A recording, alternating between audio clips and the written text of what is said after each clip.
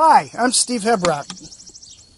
When you see a hoof care provider at work with a horse, are you really confident that you understand what you should and shouldn't be seeing that person doing? One of the things that many horse owners in this country are unaware of is that there is absolutely no legal requirement for calling yourself a hoof care provider, a trimmer, a farrier, a blacksmith, a horseshoer. None of those terms carry any legal requirement for education or experience. Consequently, when you see a person at work with a horse on their feet, you may be seeing someone who has a great deal of experience and a lot of education, or someone that really just watched a DVD or read a book or two and now calls themselves a hoof care provider. The well-known equine anatomist and author Dr. Deb Bennett speaks quite strongly on this subject. Here's what she has to say. As I see it, there are two great problems plaguing the profession of horseshoeing or farriery today. The first is that while its many intelligent, hardworking, and often passionately dedicated practitioners give it the potential to be a science, horseshoeing has not yet risen to that level, but instead, outside of a few veterinary clinics and university laboratories, has largely remained the craft that it was during the Middle Ages. The second problem, which is tied to the first, is that most horseshoers lack any training in orthopedics, a branch of medical science whose object is to foster and promote comfort in stance and movement. This is the one proper object of farriery.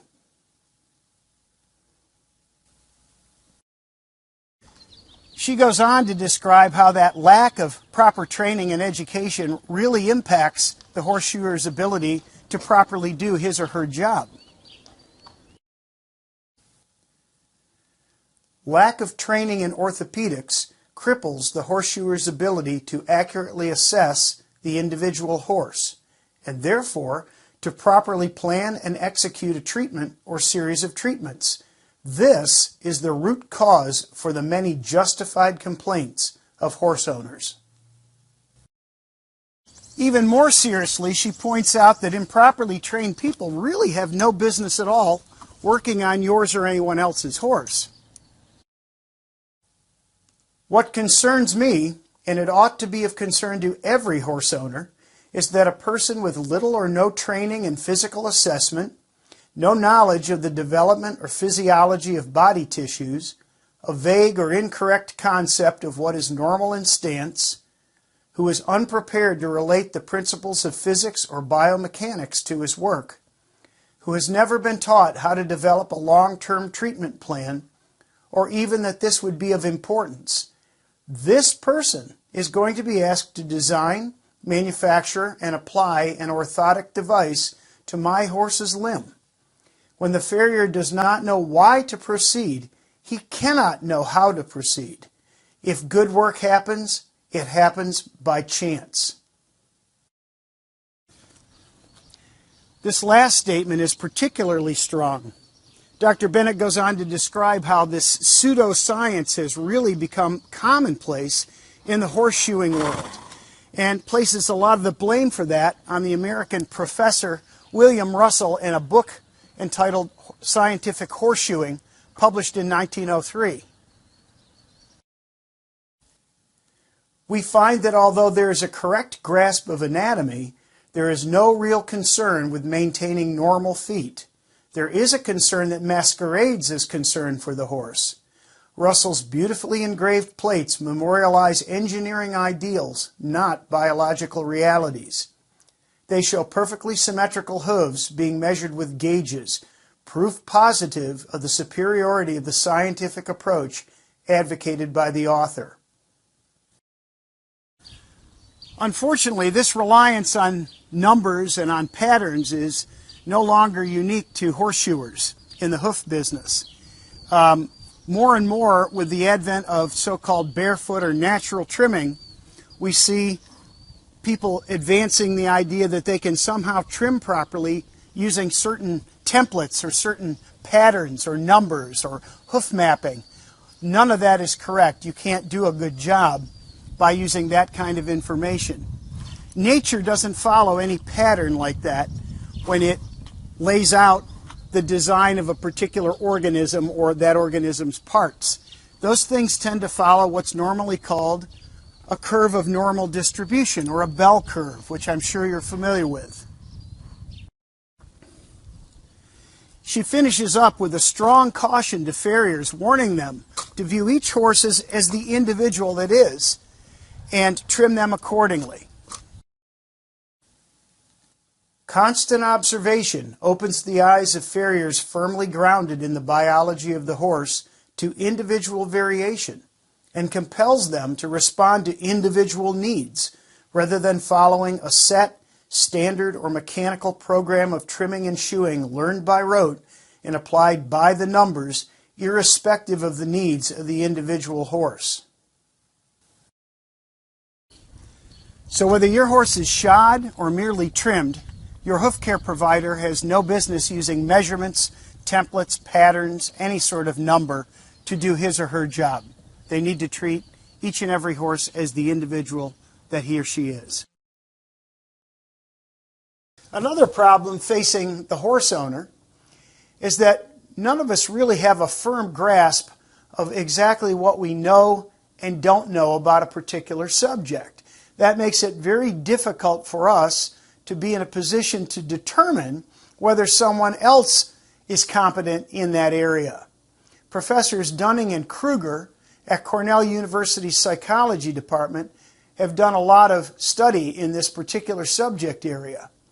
One of their studies consisted of taking a large number of individuals and asking each person to assess his or her own ability in 3 technical areas.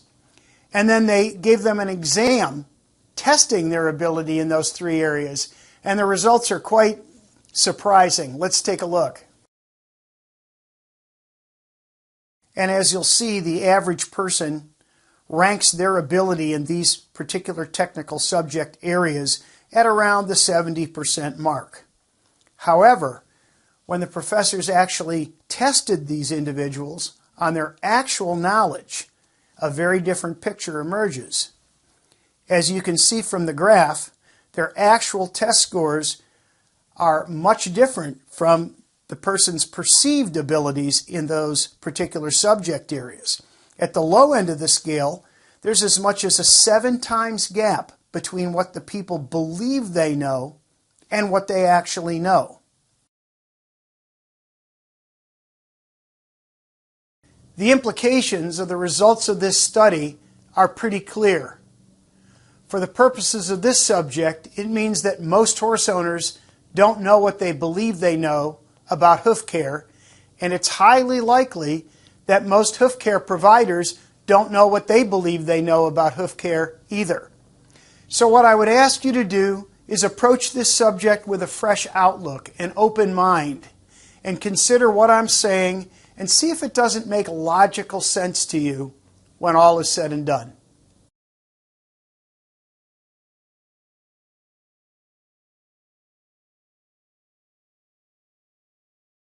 So before we get started talking about some of the theory and practice of hoof care, we ought to make sure we're all on the same page when it comes to anatomy of the horse's foot. So let's just take a minute and look at some of the physical structures on the outside and take it from there. I know you're all familiar with that hard outer covering over the bones and sensitive structures of the hoof called the hoof wall. And this is the sole. And the separation between the two, or the connection between the two, is referred to as the white line. It's not really visible on Kim here because she needs a trim. But the white line is actually more of a yellow color than a white color, and we'll talk more about the white line in depth shortly. The hoof wall doesn't really start and end back here with the heel buttresses, or heels as they're commonly referred to, but rather starts and ends up here with the bars. And the bars start there and come around and go up like this. These bars kind of function like springs, if you will, so that when the horse's foot leaves the ground, it helps return the foot to its normal unloaded state. The frog, the larger structure you see here, apex of the frog, the central sulcus of the frog, this groove you see, and on either side of the frog, between the bars and the frog, are the collateral grooves. Finally, back here we've got the horse's heel bulbs. Sometimes people will refer to those as her heels, but it can get confusing when we're not sure if we're talking about these structures or these structures. So just keep that in mind when somebody mentions heels. We're now going to take a look inside the foot and look at some of the structures in there. So here we go. We'll continue our look at the anatomy of the horse's lower limb by considering the inside of the right front forelimb, starting with the cannon bone. This long vertical bone forms the top half of the fetlock joint, and as I turn it around you can see there are actually 4 other bones associated with this cannon bone. The cannon bone is also known as the third metacarpal bone. Up at the top of it you'll notice the second and fourth metacarpal bones. These long, thin bones are the vestigial remains of digits the horse once had. Down at the bottom of the bone, you'll notice 2 of the 3 so-called sesamoid bones that can be found in the lower limb of the horse. The function of sesamoid bones is not really one of bearing weight, but rather one of directing or redirecting the motion of tendons, and you'll see how those work shortly. We'll spin back to the front and go ahead and add in the next bone forming the rest of the fetlock joint. This is known as the long pastern bone, or P1, and the short pastern bone below it, or P2. The last large bone in there is the coffin bone, or P3, also known as the pedal bone. And if we turn the leg around so we can look at the back a little better, please note the construction of the joints and how the bones come together. It's very interesting and very important when we talk about proper shoeing and trimming. We'll add in the last of the bones that can be found in the horse's lower limb. That fourth bone there, that little bone, is called the navicular bone, found at the back of the coffin bone, and it's a very important bone. We're going to spend quite a bit of time talking about that bone later on. Of course, all these bones are connected together by ligaments. Ligaments connect bone to bone, and these are just a few of the ligaments that can be found in the horse's lower limb. Going back to the front, we can add in some more of the ligaments that are found there, and you'll see there's almost a bewildering number of them that hold everything in place, including some structures that are not yet visible in this little presentation. We're going to remove all of those for now and really just focus on the parts of the horse's lower limb that are so important when we're describing proper hoof care and shoeing. So we'll start out by adding this tendon down the front of the horse's leg. There are actually 2 that have been added, but you can't really see one of them. These are the common extensor and lateral extensor tendons.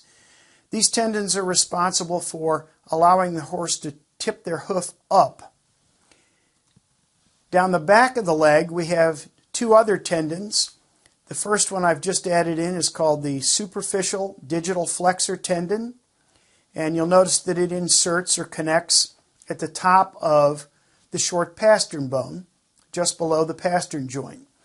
You'll also notice now the function of those 2 proximal sesamoid bones up there at the back of the fetlock. Those bones serve to keep the superficial tendon centered and running true across the fetlock joint as that joint is flexed. And now I've added in the deep flexor tendon, or deep digital flexor tendon. This tendon is responsible for allowing the hoof to tip backwards in the horse. And a little better view of that tendon, you can see how the superficial flexor tendon actually divides, and the deep flexor tendon passes through that division, that split, and comes down to wrap around the navicular bone, that third sesamoid bone, and insert or connect into the bottom center of the coffin bone. Back to the front view here, and we're going to add in the scutum, this little sort of chitinous covering, much like an insect shell, over the navicular bone that helps provide a nice smooth surface for the deep flexor tendon to move over.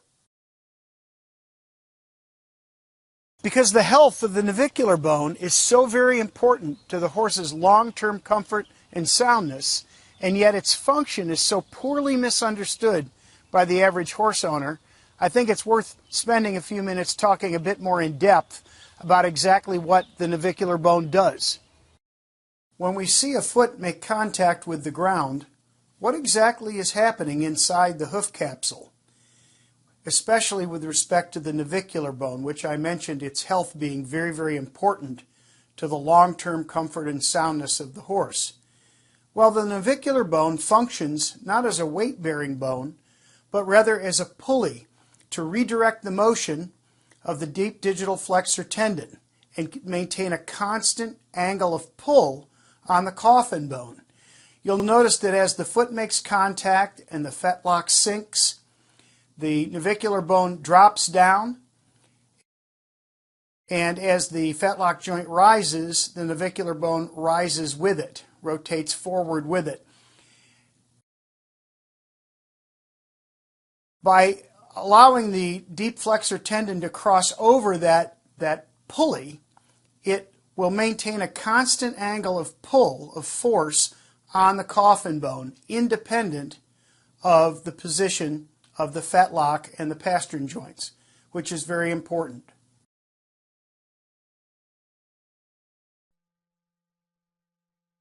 This large structure I've just added into the foot is known as the digital cushion, and this is a large fibrous fatty mass found at the back of the foot behind the coffin bone, and it helps absorb the forces of impact when the foot comes down to the ground and comes under load. On either side of it can be found two large vertical plates of cartilage. These are known as the lateral cartilages.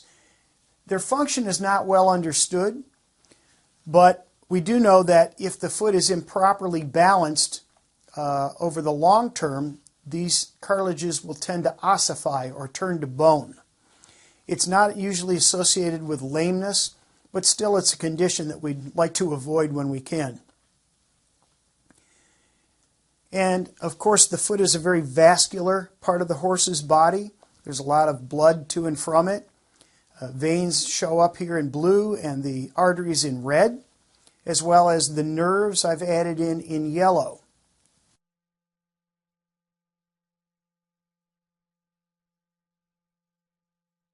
The growth chorea cover the coffin bone, and from the growth chorea comes the hoof wall, the sole, and the frog of the foot, the tissues that grow on a continual basis.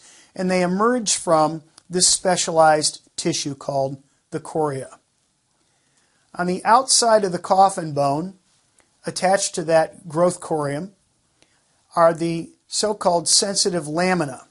And a little closer view of the sensitive lamina will show that they look like if you took a drapery and shoved it together on the curtain rod so that it hung in folds.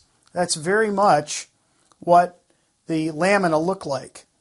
On the inside of the hoof wall are the corresponding lamina called the insensitive lamina, and you can see in the microphotograph here the insensitive lamina on the left interlocked with the sensitive lamina on the right, which are the ones that are coming from the coffin bone. And this is what holds the hoof capsule onto the bone.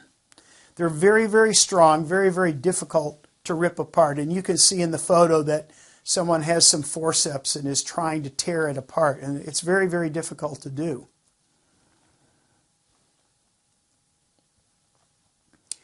And as I said, the hoof wall has these attachments on the inside of it that line up with or interlock with the sensitive lamina on the growth chorea on the coffin bone. And that's really a good look, very basic look, but a good look at the anatomy of the horse's lower limb. It's a very complex structure, and we can't possibly talk about all of it, but we've talked about the important functional aspects of the lower limb. So now that we've taken a look at the lower limb anatomy of the horse and given ourselves a point of departure for the rest of our discussion, let's take a look at how the hoof functions in the daily life of our horses. Obviously, the primary role of the hoof is to facilitate efficient movement. After all, the horse is a prey animal and he needs to be able to get away from his predators very quickly. But also, the foot bears the weight of the animal, and it dissipates energy from the impact of the hoof with the ground. The hoof actually expands as it comes under load and helps dissipate some of the vibration and shock of that contact with the ground, particularly at higher speeds. It has to do those roles while protecting the sensitive internal structures of the foot. After all, if the horse is lame as a result of either of these others, the hoof is of little good to the horse. The foot plays a role in what's called proprioception, sensing the environment. Although the hoof wall itself doesn't have nerve endings in it, the foot does have nerve endings up at the coronet, and the vibration of ground contact in the environment is transmitted up the rigid wall to those nerve endings up higher in the foot. So the foot does play an important role in sensing the horse's environment. The foot plays a very important role in circulation through the foot and the lower limb of the horse. As the foot comes under load, the hoof wall expands outward, mostly back in the heel quarters region, and it creates a partial vacuum in the foot. Well, if you've ever been in a physics class, you've probably heard the phrase, nature abhors a vacuum, meaning that any time a space is left, something is always trying to fill that space. In this case, that something is blood. So as the foot comes into contact with the ground and comes under load, it expands, creating a partial vacuum, a bigger space in the foot. Blood rushes into the foot to fill that void. When the foot's lifted from the ground, it contracts again and squeezes the blood up and out of the foot. And that's the primary circulation mechanism for the horse's foot and lower extremities. So how do we know what constitutes normal for a horse's hoof? Well, one place to look is at a group of horses that are largely unaffected by human beings. These are the feral horses of the U.S. Great Basin region. Let's go take a look at them.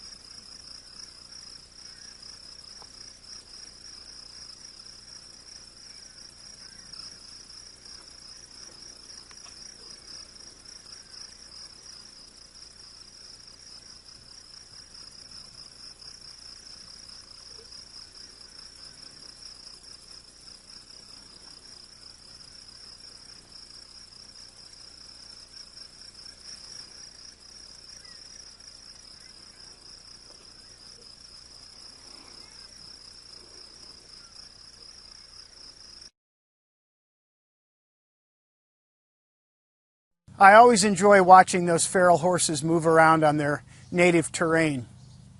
Dr. James Rooney, the well-known author of books on lameness and equine anatomy, as well as being an equine pathologist for many years at a number of universities, has this to say about the equine hoof form and where it comes from.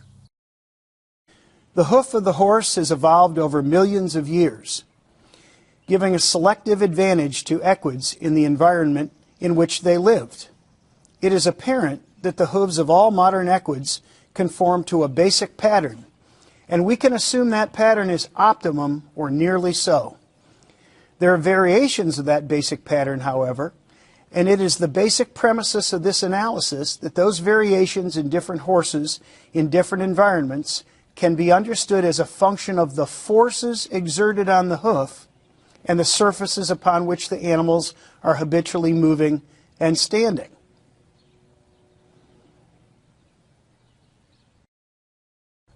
So now that we know what the hoof does in the daily life of the horse, let's take a look at the factors that contribute to hoof form and quality. So for any particular foot, there are a number of factors that determine what that foot can look like and will look like, and how good a material that foot will grow. That includes the genetics of the horse. Obviously, hoof form is tied to genetics. We don't expect to see a draft-sized foot on a little pony. So genetics does play a role in it, and we also see different things like different toe angles and different basic hoof shapes that are associated more with one particular breed than another. So yes, genetics does play a role in what the form of the hoof can and will look like. Diet is a very important part of how good a foot can be. If we don't feed the horse properly, he doesn't have the sufficient vitamins and minerals, the building blocks to create good tissue, he's not going to grow a good foot. Stressors in the horse's environment are an often overlooked factor in not only the hoof quality, but in the overall health of the horse. Stress has adverse effects on all living organisms, and the horse is included in that.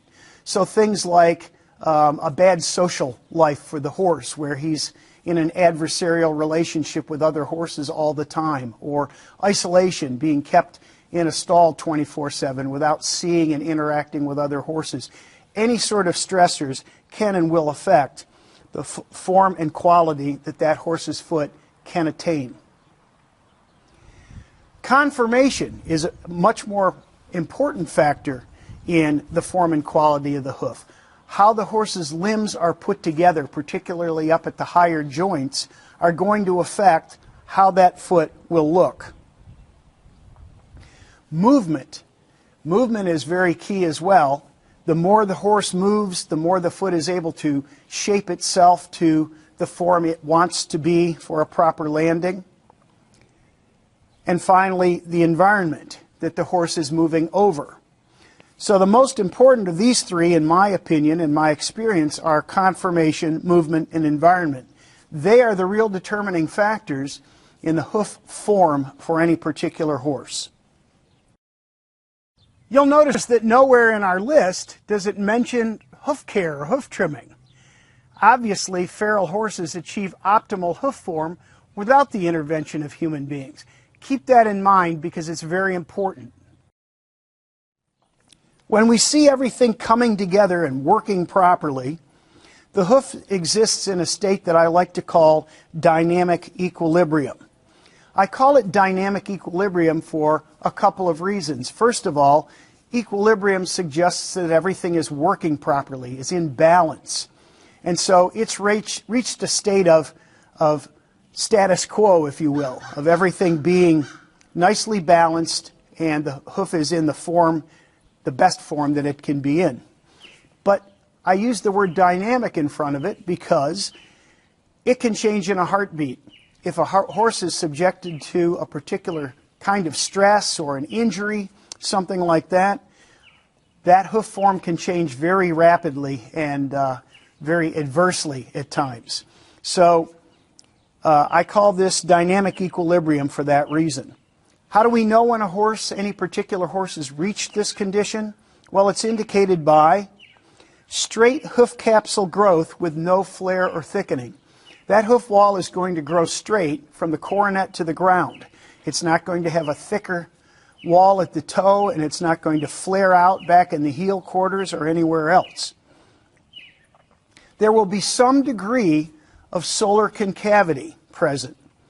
It's hard to put a number on. No one can put a number on how much concavity a particular horse can attain.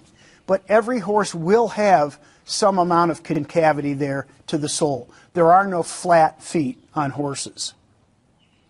And insensitivity to terrain variations. The horse will be comfortable on basically any sort of terrain. Horses have not evolved to live in sawdust-filled stalls. They are comfortable and can be comfortable on any kind of terrain. Let's simplify things a bit by using the following graphic to illustrate how the feral horse achieves optimal hoof form and function. In the horses of the U.S. Great Basin, what we see is a great example of extreme movement over abrasive terrain. These horses are out moving on an average of just under 12 miles every day of their life over very abrasive and unforgiving terrain. Those abrasive forces, coupled with the movement at work on that foot, lead to an optimal hoof function and form for that particular horse. When the foot is in its optimal form and function, that leads to or causes proper bone and joint alignment, a proper landing, and straight hoof capsule growth, as we've talked about just a few moments ago. When we have proper bone and joint alignment, proper landing, and straight growth, this facilitates the extreme movement over abrasive terrain, and on this cycle goes. So after all is said and done, what do the end results of all of this look like? Let's take a look. The characteristics of the ideal horse's hooves are: they show a smooth, straight hoof capsule with straight horn tubules. There's no bending or waviness present in the horn tubules of the hoof capsule, those little lines that you see in the hoof capsule. Everything is growing nice and straight from the coronet to the ground. An arch will be present in the heel quarters of the hoof wall. Just as human beings have an arch to their foot, so do horses. The only reason we're used to seeing flat feet on our domestic horses without an arch in the hoof wall is because farriers are trained to trim feet to be flat in order to accept a horseshoe. But in reality, the horse's foot has an arch in it that's very important to proper expansion and contraction of that hoof as it's loaded and unloaded, respectively. They'll show a rounded outer edge on the hoof wall. This is worn onto the wall by this extreme movement over abrasive terrain, day in and day out. This has come to be called the Mustang roll. The sole will be smooth and concave, and the bars of the foot will be blended in with the sole. They won't stick out above the sole when viewed from the bottom. It's a nice smooth surface because it's been polished by the abrasive terrain. The frog will be flat and dry and will come into contact with the ground only when it's loaded. In other words, the frog won't stick out below the heels if you were viewing the foot from the top. It will only be in contact with the ground to act as a cushion when the foot comes under load. And lastly, there will be no acceleration of the coffin joint at landing. What does that mean? Well, it means that the foot must hit the ground, must come into contact with the ground flat, evenly, both left to right and front to back. So the result of all of this abrasion on the bottom of the horse's foot, traveling many miles a day, means that the horse's foot contacts the ground flat with no rocking or motion from side to side or front to back. In other words, a landing that produces no acceleration of the coffin joint. This is extremely important to the long-term comfort and health of the horse, and it protects the internal structures of the foot. Notice the characteristics we've been talking about on this feral Mustang's foot. Note the characteristics I just described on this Mustang's foot, and you'll notice that this was a fairly small horse by the size of the hand in the picture, but notice the smooth wall with straight tubules. You'll see the very pronounced arch in the heel quarters there, the rounded outer edge, the smooth sole on the bottom and the bars blended in with it, along with that flat, dry frog. The average feral horse travels just under 12 miles every day of his life, whereas our domestic horses' travel is measured in feet or even in steps. That means that we need a substitute for all of the abrasion the feral horse experiences through trimming our horses.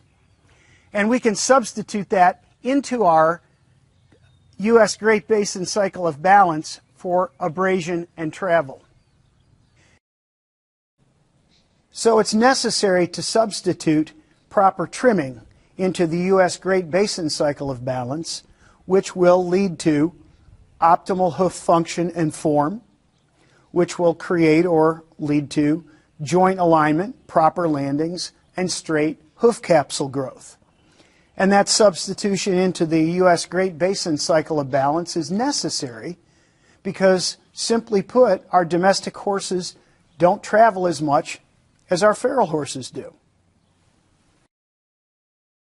Here are just a few examples of what proper trimming on domestic horses looks like. I've included these 4 horses only because I happen to have photos of them and could put them into this video. These 4 horses couldn't be more different. The first horse on the left is a Bureau of Land Management Mustang that was captured and is now in captivity after his trim. The second horse is a Haflinger Gypsy Vanner cross. The third horse is a Swedish warm blood.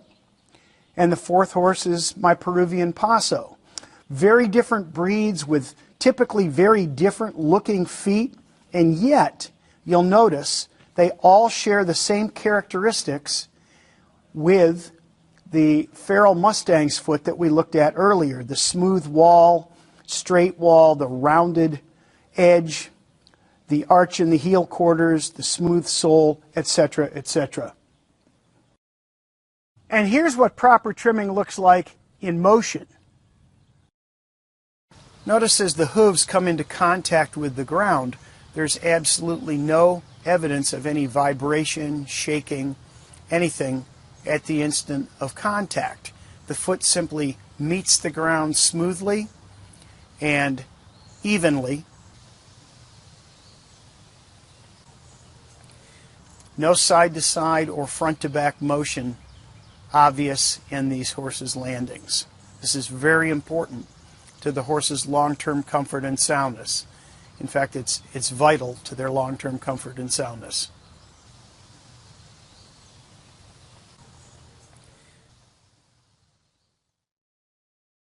Now that we've had a good look at what proper trimming looks like, it's time to examine the dark side of hoof care and see what the consequences of improper hoof care can be. Note that a hoof can be out of balance in one or both of 2 directions.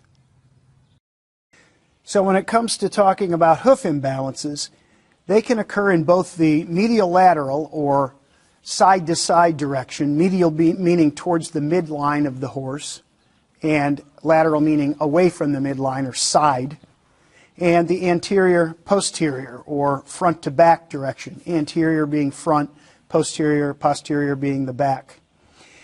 When you have a foot that's not properly balanced, a number of conditions ranging from, merely troubling in the short term to disastrous can occur, including less than optimal movement. And this can be the result of either or medial lateral or anterior-posterior imbalance, or both at the same time.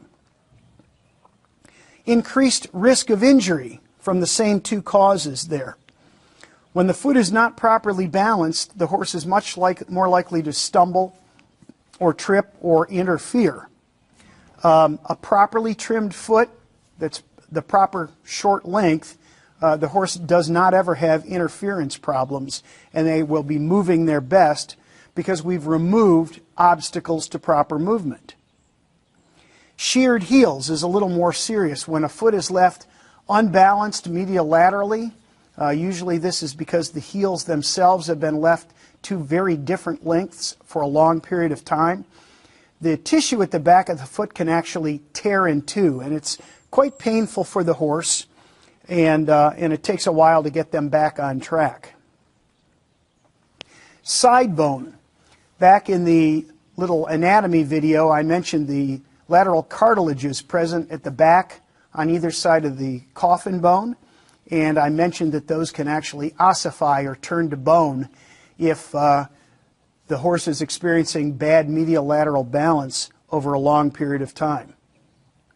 Ring bone is a much more serious condition when it comes to lameness, and it can be caused both by bad medial lateral and or bad anterior posterior balance. Ring bone is when there's a ring of bone, hence the name, that forms around either the pastern joint or the coffin joint, and it's a real problem for soundness for the horse and is not fixable. Quarter cracks can also appear. Cracks back in the heel quarters. If the foot is out of balance and landing improperly, those stresses and torsions on the hoof wall can actually cause the wall to crack. And probably the worst of the conditions is navicular syndrome, meaning what appears to be pain located in the heel region of the horse, but no solid evidence to support that diagnosis of a navicular disease problem or true navicular disease, which is when the deep flexor tendon and navicular bone, where they come into contact with each other, is damaged. And this comes from an improper landing in the long term. The acceleration of the deep flexor tendon across the navicular bone, that friction will damage the tendon and the bone. Let's take a quick look at a few improperly balanced feet and how they contact the ground.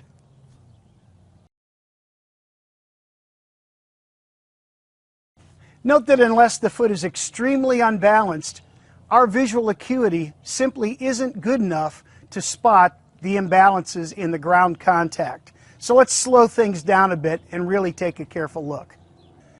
You'll notice that with each of these horses, because their heels are too long relative to their toes, that the heels contact the ground first and the foot slaps down. This, what's called third order acceleration at the moment of contact with the ground, is extremely damaging to the hoof in the long term, because the deep flexor tendon is causing friction where it comes across the navicular bone. And you can see the vibration in the leg, particularly in the fetlock joint, when the hoof comes in contact with the ground because of that extremely long heel. As I say, this is very damaging, and any hoof care provider should understand that this is absolutely not how we want horses to make contact with the ground. It's not in their best interest.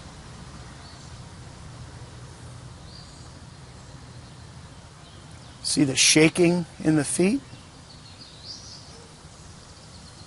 And this one is particularly disturbing with the amount of vibration and shaking you see in the leg as the horse comes into contact with the ground. Obviously, the harder the terrain, the worse this problem is. So after watching this, you might wonder why anyone would ever deliberately unbalance feet. Well, basically it comes down to a misguided attempt to straighten limbs, which can't possibly work. If you take a look at how the bones articulate as the foot makes contact with the ground in this short animation, you'll quickly understand why it can't work. As the horse's hoof comes into contact with the ground and the joints are flexing, you'll notice here in just a second that their construction only allows for articulation in the front to back direction. They're not designed to flex or articulate side to side. So an unbalanced foot in the side to side direction leads to real joint problems because of torsions on the joint.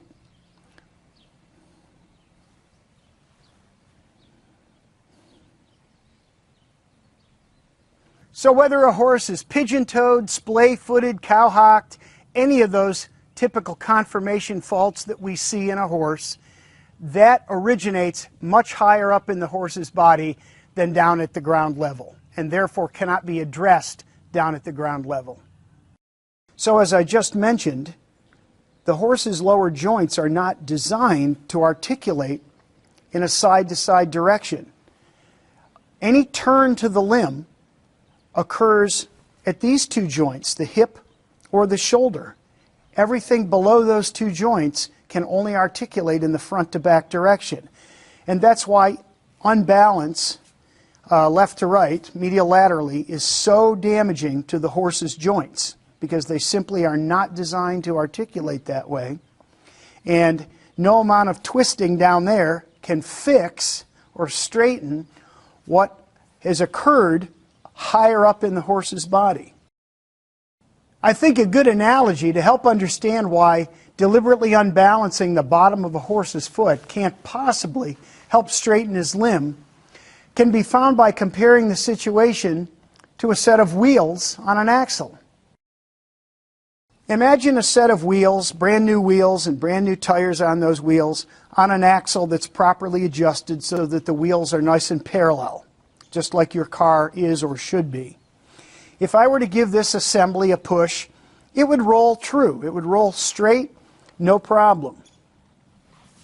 But what if I misadjusted the parallelness of the wheels and tried to roll this? It's not going to roll very easily, if at all, right? And it's going to exhibit a very strange wear pattern on it. So the question you have to ask yourself when you imagine a horse that's, let's say, that's splay-footed, kind of like my wheels on my axle are, what kind of tire can I put on this to make it roll straight? The obvious answer is no tire will allow this set of wheels on this axle to roll straight. Why? Because the problem isn't with the tires, the problem is higher up in the mechanism. The wheels themselves are not parallel.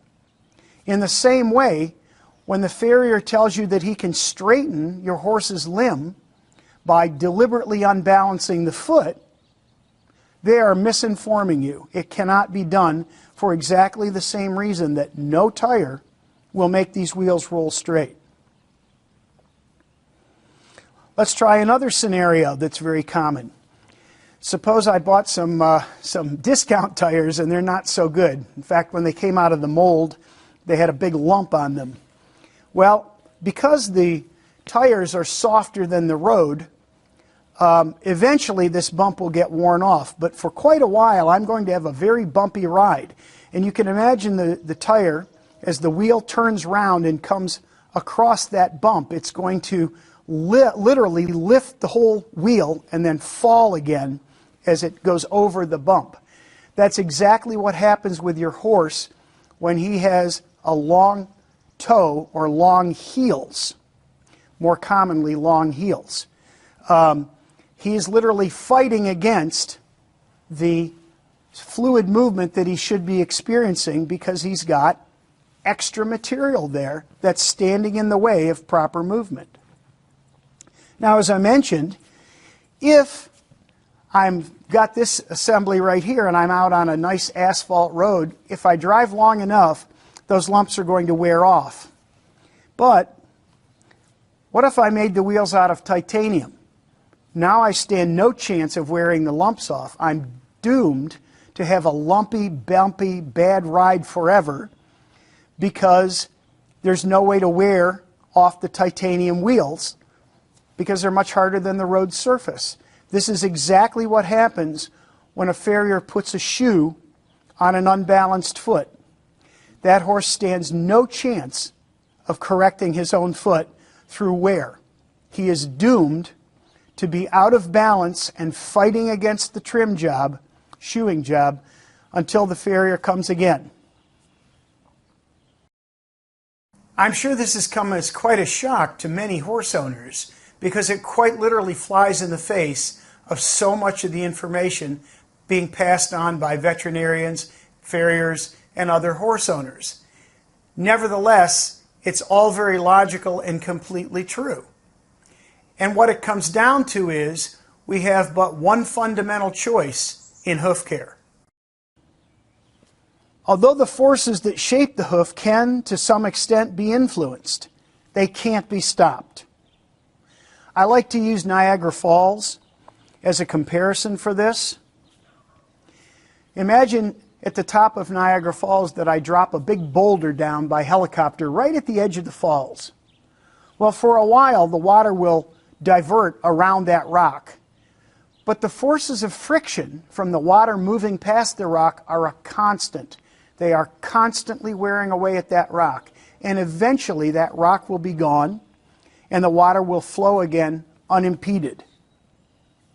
Hoof care is exactly the same way. We really only have two choices in hoof care.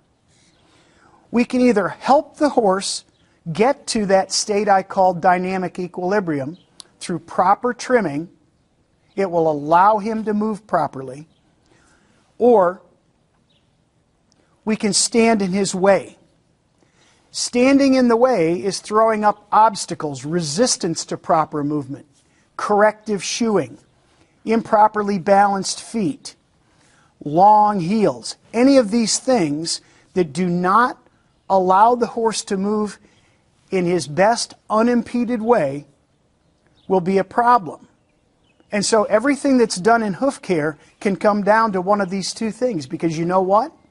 The way that horse wants to put his foot down is exactly the same every time. You are not going to change how he wants to put his foot down just because you put a special shoe on the bottom of his foot. It has nothing to do with it.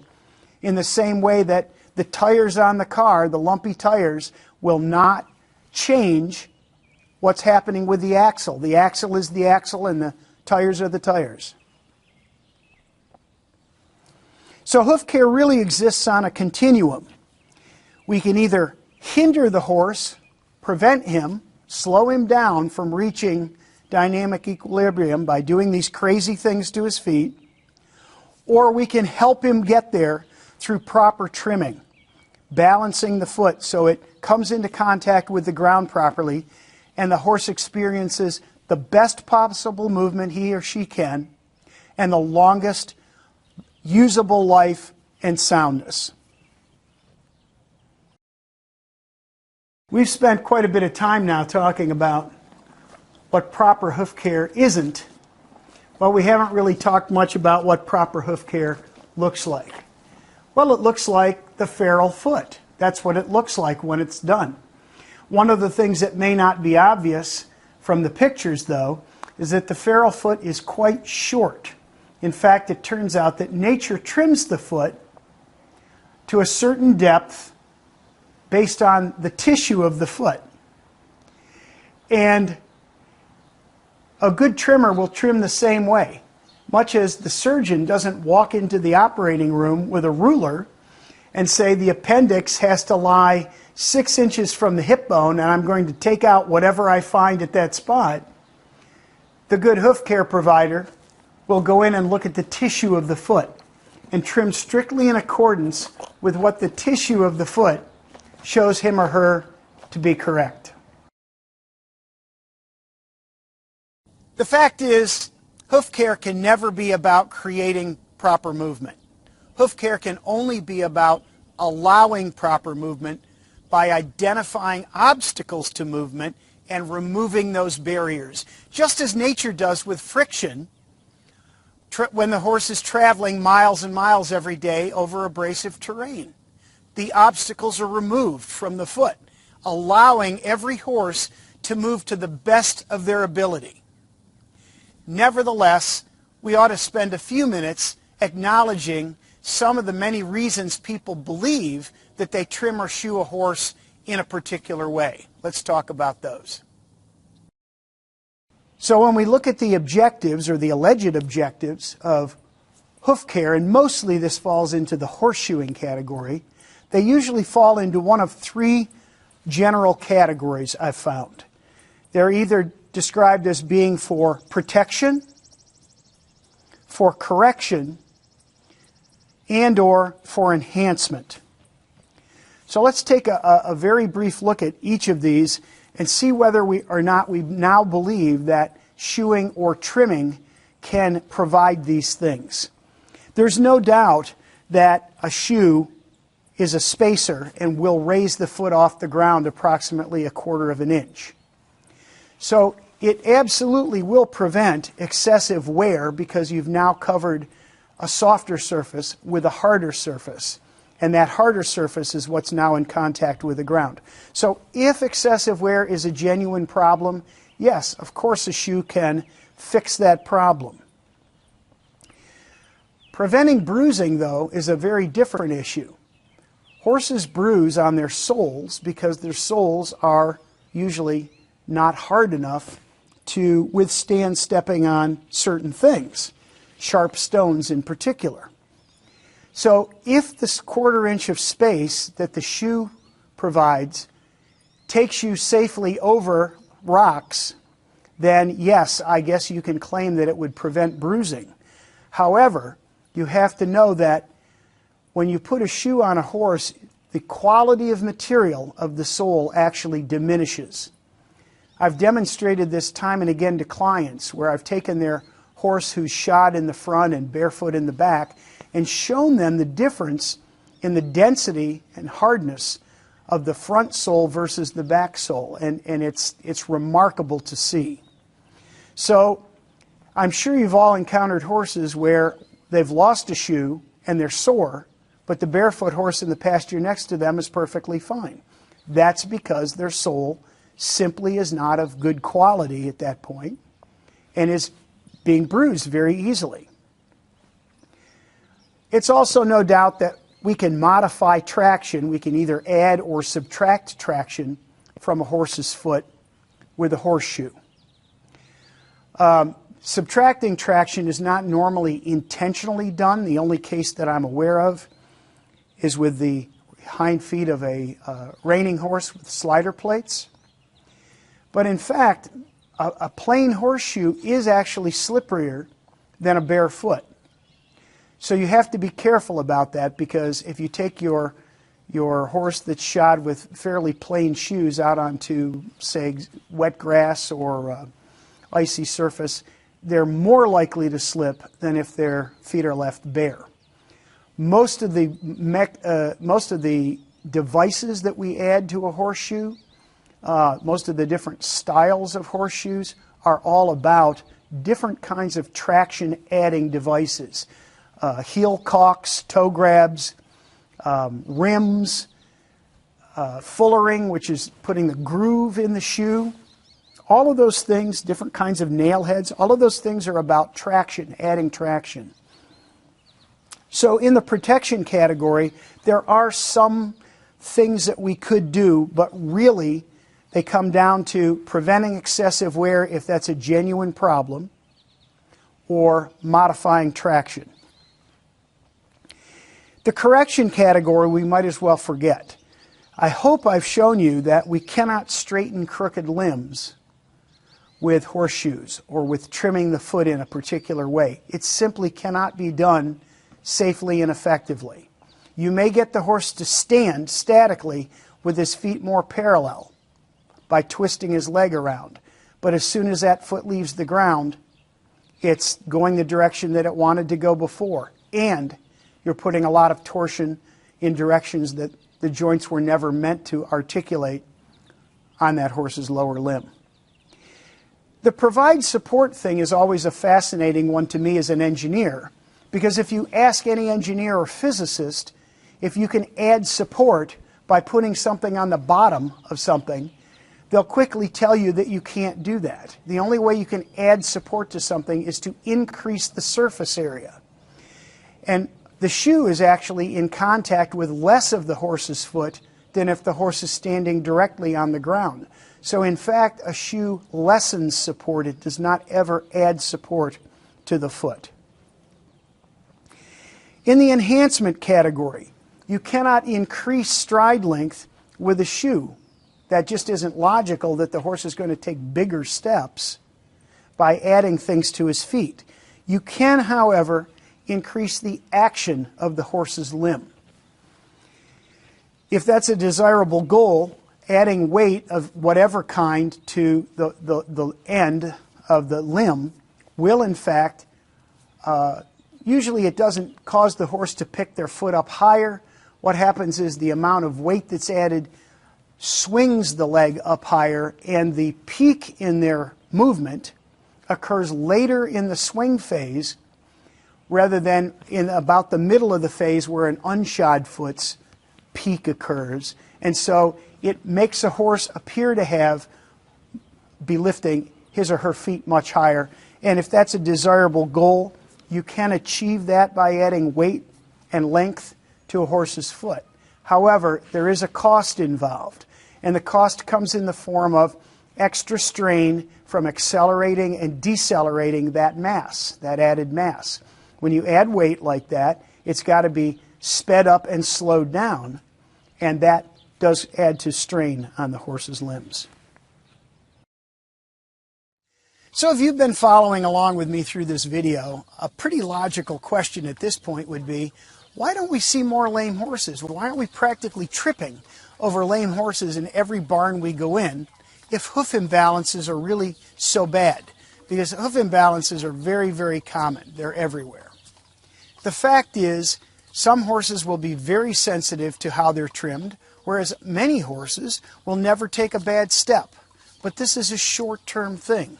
There is absolutely no doubt that hoof imbalances cause joint damage. And therefore, for the long-term comfort and health of your horse, it's very important that your hoof care provider be leaving your horse with a well-balanced foot. One of the most difficult things about transitioning any horse to being barefoot is, in fact, finding the right person to do that job. And frankly, it's practically never the person who has been caring for your horse's feet. Why? Well, because the average farrier is not trained to trim in accordance with the principles that nature uses to trim those feral horses that we've been watching in this video. And unless they're trimmed that way for a proper landing, the horse will have problems eventually. Usually, the farrier is trained to over-trim the foot compared to what nature would do, and a typical scenario is then the farrier pulls off the shoes, he or she trims the foot how they would if they were going to shoe the horse is immediately lame, and the shoes go right back on. So you need to do your research when it comes to finding the right kind of person to provide the right kind of care for your horse's feet. Transitioning can take a long time. After all, the damage probably didn't happen overnight, and so it may take a while, as much as a year or so, for the horse to heal up. In the meantime, assuming you want to ride, probably you should look into some hoof boots for times when you want to ride over very rough terrain. Your horse won't need them for standing around in the pasture or standing around in a stall or even riding in a sand arena. But some horses will need some additional protection while they're being ridden over rough or rocky surfaces. Also, it's important to remember that any hoof care provider only sees your horse a very short time in that horse's life. I estimated not too long ago that the average hoof care provider sees a horse only 1/2 of 1/10 of 1% of that horse's time. And that means that, as we saw earlier, there are a whole lot of other factors that affect hoof form and function that your hoof care provider has literally no control over. Some of those factors include laminitis, which is a breakdown of the connective tissue between the hoof wall and the coffin bone. The lamina become inflamed, and the weight of the horse literally starts ripping away at that connective tissue that's inflamed. It's a very painful condition. And as a consequence, it's a metabolic problem that's a consequence of improper feeding or some other stressor. And it can be both of those things at the same time, where one alone may not be sufficient to cause the laminitis. In concert, it can push the horse into a laminitic episode, which is very painful for the horse. Toe cracks. When feet are too wet or get too long and aren't trimmed frequently enough, if that's combined with, usually with a lot of movement over hard ground, a crack can develop at the toe, which can be very difficult to get to grow out because debris gets jammed up in there and seems to damage the lamina. So routine trimming is really important to helping to prevent toe cracks. White line disease is a bacterial infection of the white line, the connective tissue between the sole and the extremity of the hoof wall. And that is a bacterial infection that eats away at that connective tissue and then will move on up into the lamina and destroy it as well, and it can leave large parts of your horse's coffin bone unsupported. And most of these organisms seem to be anaerobic, meaning they thrive without oxygen. So it's important to try to keep any little separation you see at the white line clean and dry to help stave off any instance of white line disease. Abscessing is a common occurrence in horses. It's more common probably in horses that are in a laminitic episode or recovering from laminitis because of the stretched white line leaving little openings up into the hoof. But it also happens anytime there's a serious enough bruise or especially a penetration of the sole by a sharp object.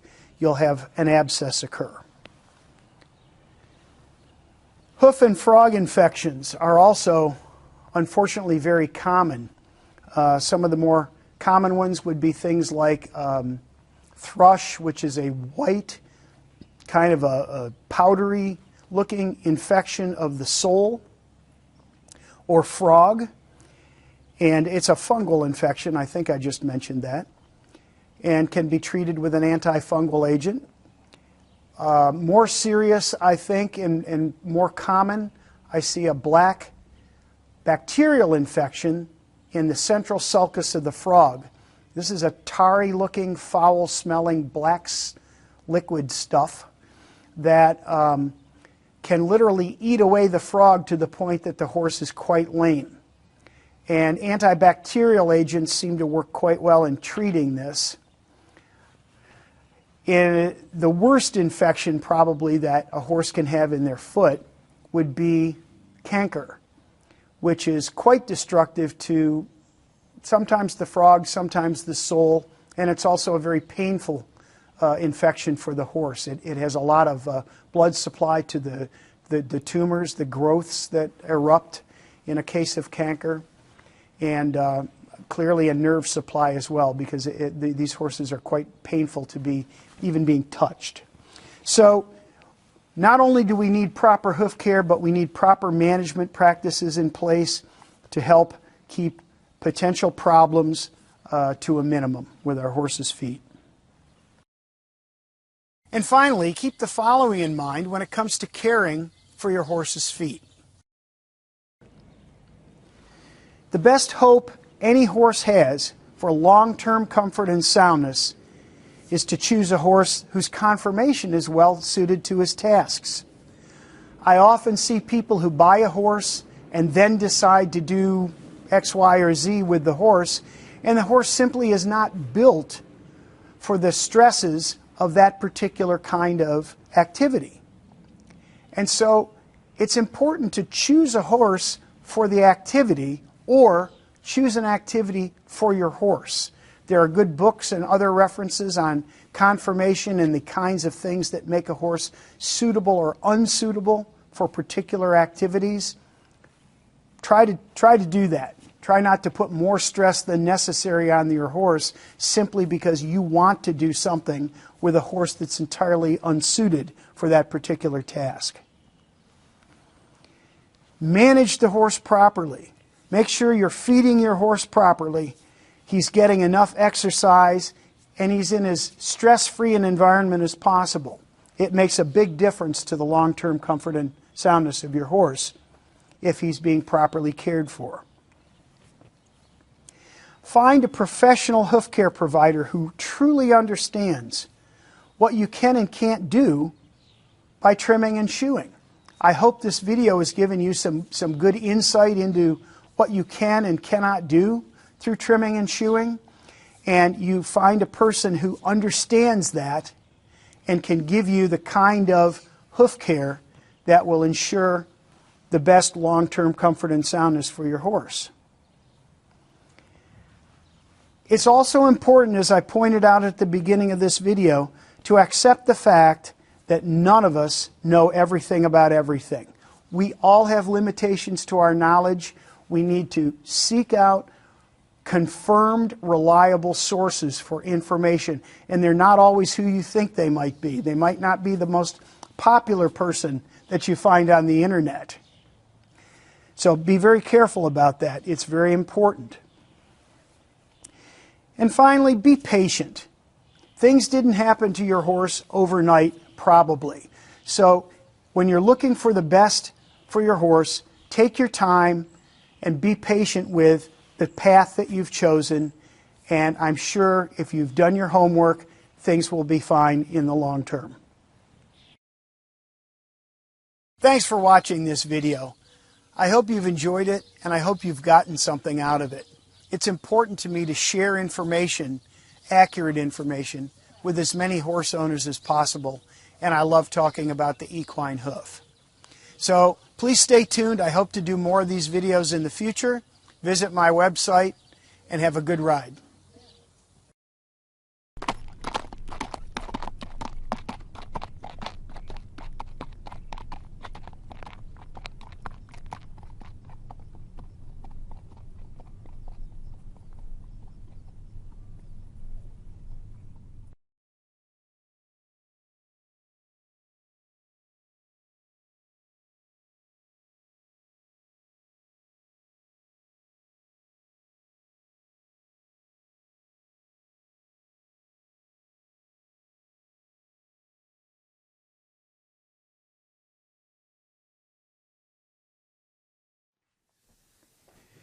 Hey everyone, I'm Steve Hebrock.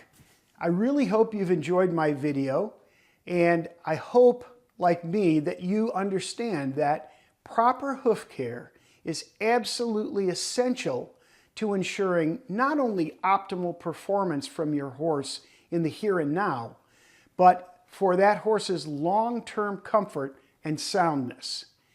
If this is a topic of interest to you, I'd suggest that you consider attending one of our new Hoof Care for Horse Owners workshops. In this 4.5-day class, held out at the White Stallion Guest Ranch in Tucson, Arizona, you will learn every aspect of proper hoof care at the fundamental level. Mornings are filled with lectures on hoof care theory, what good hoof care looks like, what bad hoof care looks like, and why. Some behavior theory, some pathology things there we can talk about. Lots of things to learn there. The afternoons are filled with hoof trimming practicums using cadaver legs. So we have a nice faculty to student ratio where you get lots of personal attention for learning how to properly handle the tools, properly handle the horse, and trim the feet properly so you can care for your own horses very easily and successfully. If you're interested in going further with your education, we now offer a 3-level certification program to train professional hoof care providers. And this is for Not just horse owners, by the way. This is for anyone who deals with hooved animals because the principles are all exactly the same. We've been working with zoos lately, teaching them the same thing with their giraffes, their zebras, etc. So consider joining us for one of our workshops. You can find out more information at www.enlightenedequineworkshops.com. Hope to see you there. Thanks a lot.